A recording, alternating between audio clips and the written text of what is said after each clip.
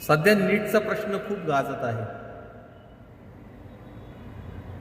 शासन साधा एका पेपरची सुरक्षा नाही करू शकत. पेपर फुटतात. अरे किती लाजिरवाणी गोष्ट आहे रे तुमच्यासाठी. पेपर फुटतो.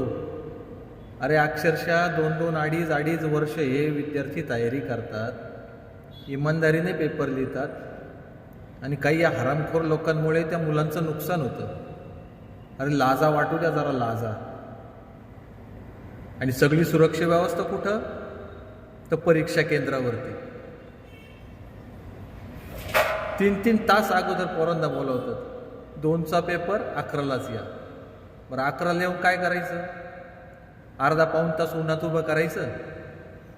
एखाद्या मुलाचे टी-शर्टचे बटन दिसले ते कापून घ्यायचे, पॅन्टच्या खिशाला चेन दिसली ती कापून घ्यायची, गळ्यात धागा दिसला कापून घ्यायचा.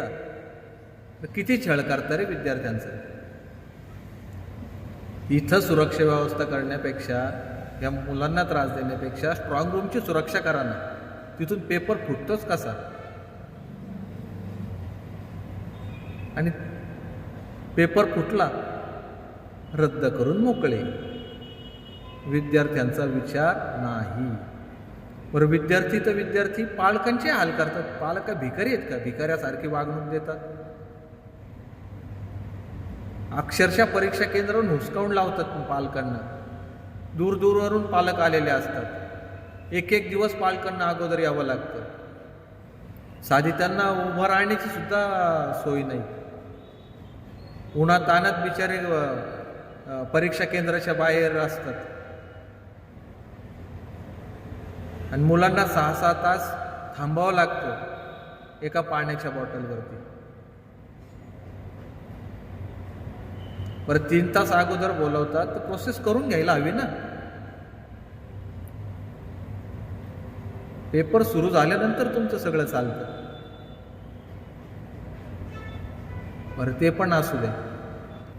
परीक्षा केंद्रातही मुलांचं छळ करतात. सपोज माझं नाव मिलिंद वसंतराव तिवडे आणि मी लिहिताना तिवडे मिलिंद वसंतराव लिहिलं की परीक्षक म्हणणार तुझा पेपर लिहून काहीच उपयोग नाही, तुझा पेपर रिजेक्ट होणार. तर कशाला घाबरवता मुलांना?